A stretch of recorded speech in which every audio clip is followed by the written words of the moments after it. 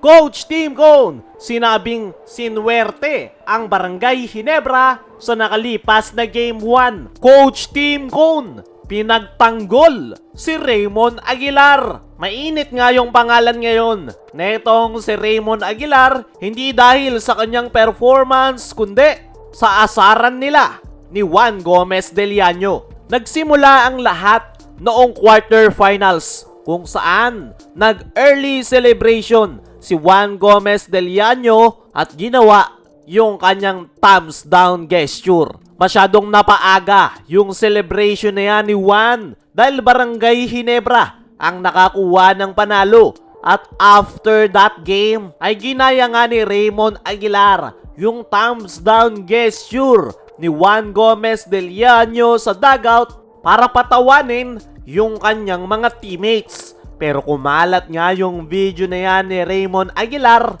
at umabot kay Juan Gomez del Llano. At yung naging sagot nga dyan ni Juan ay tinanong nito kung ano yung average performance ni Raymond Aguilar at sinabi pang never niyang narinig yung pangalan ng nasabing Ginebra big man. Dahil dyan, marami yung kumampi kay Juan Gomez del Llano na kesyo wag daw magsalita kung walang ambag sa kupunan. At yung naging reply naman dyan ni Raymond Aguilar ay simple lang. Hindi nga ito nabother sa sinabi ni Juan Gomez del Llano at ipina-t-shirt niya pa yung Mr. Never Heard bilang respond kay Juan Gomez del Llano. At dahil marami yung nagbabash kay Raymond Aguilar ay nagsalita na nga itong si Coach Tim Cone patungkol sa mga sinasabi ng karamihan na walang ambag si Raymond Aguilar sa Barangay Ginebra.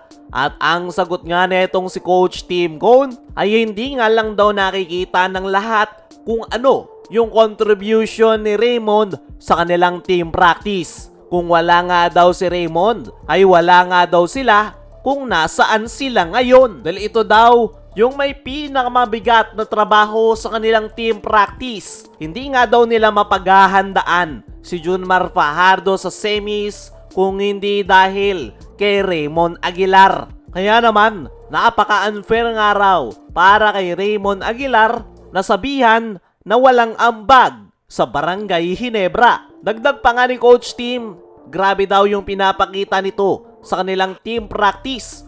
40 years old na raw si Raymond pero parang 20 years old dahil sa sipag at hustle nito. Meron nga raw dahilan kung bakit nananatili pa rin sa PBA, lalong-lalo na sa Barangay Ginebra si Raymond Aguilar. At pahabol pa na sinabi ni Coach Tim na importante si Raymond Aguilar sa Barangay Ginebra. Para sa akin mga chong, tama yung sinabi na yan ni Coach Tim. Dahil hindi naman lahat ay nakikita ng lahat. Sa actual game lang nakafocus yung mga fans pero hindi nga nila nakikita kung ano yung contribution ni Raymond Aguilar sa kanilang team practice. Dumako naman tayo dito sa kabilang balita.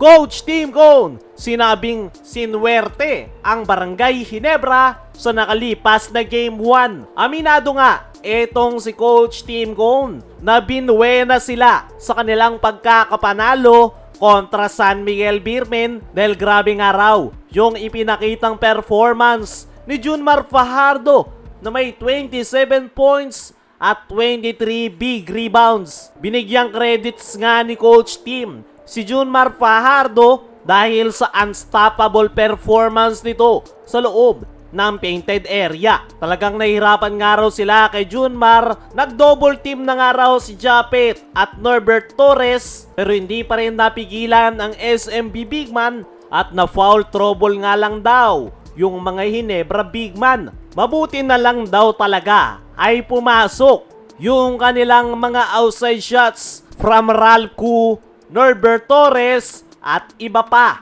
Yan daw talaga yung nagpanalo sa kanila sa nakalipas na Game 1 dahil kung sasabayan daw nila si Junmar sa loob ng painted area ay hindi sila makakaporma. Lalo na't kondisyon na kondisyon si Junmar at maganda ang inilalaro sa ilalim. Sa ngayon ay matatawag ni Coach Tim na buenas yung kanilang pagkakapanalo sa nakalipas na Game 1. Hindi nga nito mapigilang purihin si Junmar Fajardo sa kanyang monster performance at hindi na nagpahinga noong 4th quarter. Kaya mga chong, ano ang masasabi nyo na tinawag na buenas ni Coach Tim ang kanilang pagkakapanalo noong Game 1? Ano rin yung masasabi nyo na pinagtanggol ni Coach Tim si Raymond Aguilar? I-comment mo lang dyan sa ibaba.